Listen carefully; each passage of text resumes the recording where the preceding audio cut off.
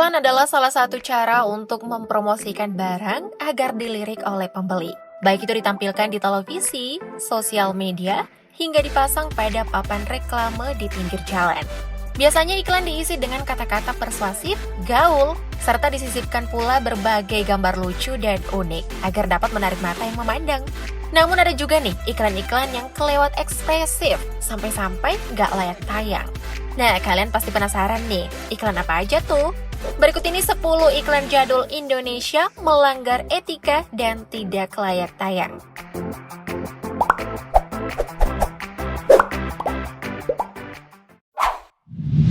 Pompa air Shimizu. Iklan yang satu ini harus diberhentikan oleh KPI karena tayangannya yang mengandung hal negatif. Pada tayangan yang berdurasi 30 detik ini ditampilkan seorang wanita berpakaian seksi dan mengandung lelucon yang vulgar. Lucu sih lucu, tapi nggak pakai konten mesum juga kali ya? Nggak sampai di situ aja guys, konten iklan ini juga berisi adegan pria lesu dan wanita seksi yang bertanya, kalau nggak mancur, terus kapan enaknya? Adegan tersebut berlanjut, sang lelaki yang ternyata berperan sebagai pemilik toko lalu berkata, "Nggak mancur nih." Tampak si wanita mengiyakan. Lalu muncul pedagang toko sebelah yang menawarkan pompa air Shimizu. Singkatnya, setelah pompa air dipasang, si wanita tampak kegirangan sambil bergoyang menggoda ketika disemprot air oleh pasangannya. Kalau gini mah, mengedukasi anak-anak buat menggoda sejak dini kali ya? Ampun deh.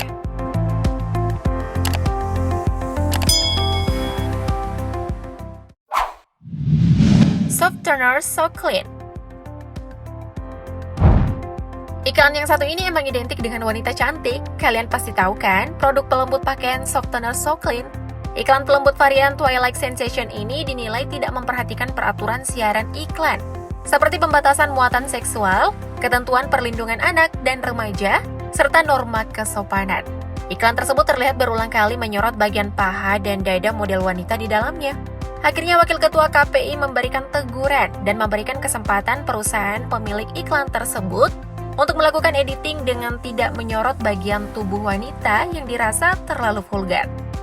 Perasaan produknya pelembut pakaian ya guys, kok iklannya jadi kayak pelembut kulit ya? Ada-ada aja deh.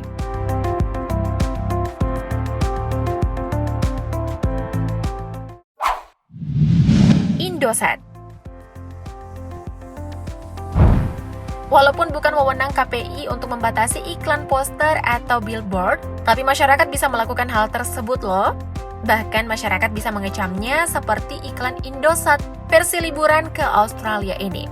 Di dalam iklan poster tersebut terdapat headline, liburan ke Aussie lebih mudah dibanding ke Bekasi. Sontak headline tersebut membuat warga Bekasi geram dan merasa dihina hingga sempat berunjuk rasa. Bahkan urusan ini hampir dibawa ke ranah hukum oleh sejumlah ormas Bekasi. Nah lo, panik nggak? Pasti panik lah ya. Akibatnya, Indosat langsung memutus kerjasama dengan agensi yang membuat iklan tersebut.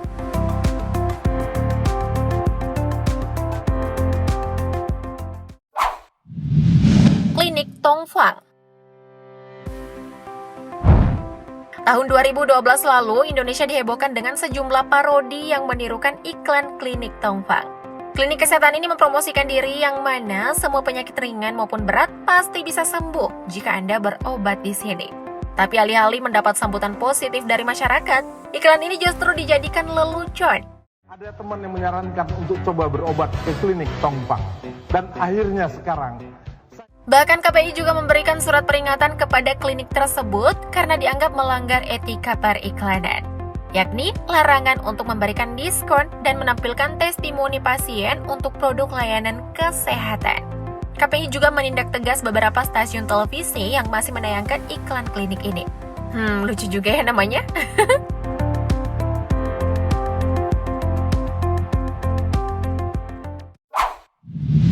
On Klinik. Kalau biasanya iklan kesehatan hanya berupa produk obat-obatan, tapi ternyata pihak KPI pernah kecolongan satu iklan kesehatan. Iklan ini sangat disayangkan kehadirannya karena menawarkan solusi dan pengobatan untuk vitalitas pria yang tayang di prime time pada sejumlah stasiun televisi nasional. Now for your information nih, On Klinik merupakan perusahaan yang menawarkan jasa untuk mengatasi berbagai masalah vitalitas pria. seperti impotensi dan ejakulasi dini. Produk ini menggunakan salah satu penyanyi senior, Ikang Fauzi, sebagai model iklannya. Namun iklan tersebut justru mendapat teguran langsung dari KPI lantaran menayangkan materi dewasa di jam tayang yang biasa ditonton oleh anak-anak maupun remaja. Duh, kok bisa ya ada konten ginian di televisi? Bila Anda gagal berhubungan intim, jangan cemas. New Era. Iklan ini sempat tayang pada tahun 2015 lalu, namun membuat sejumlah stasiun televisi mendapat peringatan dari KPI. Pasalnya, iklan ini menampilkan model wanita dengan pakaian minim dan goyangan erotis. Akibatnya, iklan ini mendapat teguran dan larangan tayang di seluruh stasiun televisi nasional karena dianggap mengabaikan norma-norma kesopanan dan tidak mengindahkan ketentuan etika pariwara Indonesia. Kalau dipikir-pikir nih guys, emang gak ada hubungannya juga kan antara sepatu boots dengan wanita seksi. Aduh, kayak gak ada ide lain aja deh.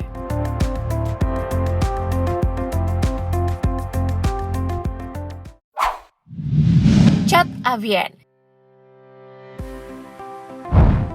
Kalau iklan yang satu ini juga berisi konten vulgar. Skenario iklannya adalah seorang pria yang baru saja mengecat kursi, lalu hendak memasang kertas bertuliskan "Awas cat basah". Tapi justru kertasnya terbang.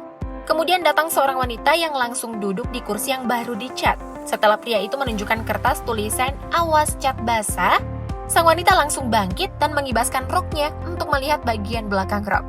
Maksud iklan ini adalah mengunggulkan cat avian yang mudah kering.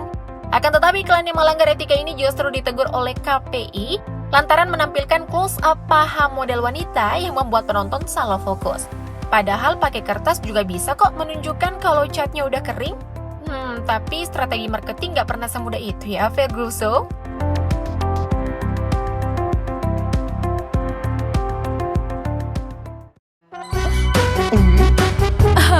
Catnya sudah kering.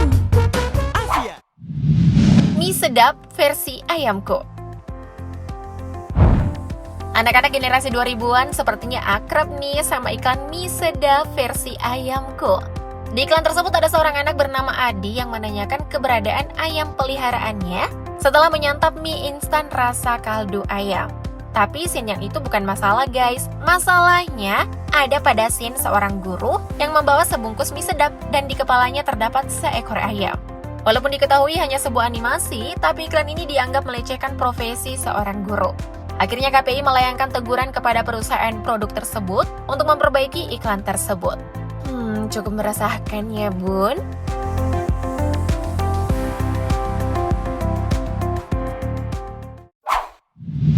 Mie sedap versi Papa hidup lagi. Sepertinya pembuat iklan mie sedap gak belajar dari kesalahan masa lalu deh. Pasalnya, jauh sebelum iklan mie sedap versi ayamku tayang di televisi, iklan mie sedap versi Papa hidup lagi juga mendapat kecaman dari KPI. Iklan ini mengisahkan seorang anak yang menangis bombay seolah menangisi ayahnya yang meninggal. Namun bukannya beneran, ternyata anak itu hanya bersandiwara demi kepentingan ayahnya yang malas untuk ikut kerja bakti. Iklan yang melanggar etika ini dianggap tidak sesuai dengan susila dan norma-norma yang berlaku di masyarakat. Terlebih iklan ini secara tidak langsung mengajarkan anak untuk berbohong. Duh, si bapaknya meninggal beneran baru tahu rasa loh.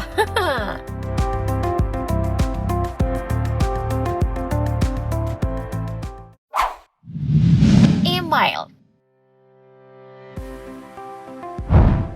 Iklan rokok memang jarang muncul di layar kaca, tapi iklan produk ini bisa dijumpai di billboard iklan pada jalan-jalan besar. Contohnya iklan rokok Email yang menuai berbagai kecaman masyarakat ini. Mengapa tidak? Iklan rokok ini mengandung unsur 18+ yang membuatnya nggak bisa dikonsumsi publik, apalagi anak-anak. Iklan ini berisi sebuah gambar pria dan wanita yang berpose seakan-akan mau ciuman guys. Aduh, kok bisa-bisanya ya dipasang di jalan raya? Belum lagi kalimat yang dicantumkan membuat masyarakat begitu geram. Mula-mula, malu-malu, lama-lama, mau. Kira-kira begitulah bunyi kalimat yang tertera di dalamnya. Masyarakat menilai bahwa iklan ini bisa menjadi pemicu tindak asusila karena berisi pesan mesum. Beruntung sang perusahaan segera mencabut iklan tersebut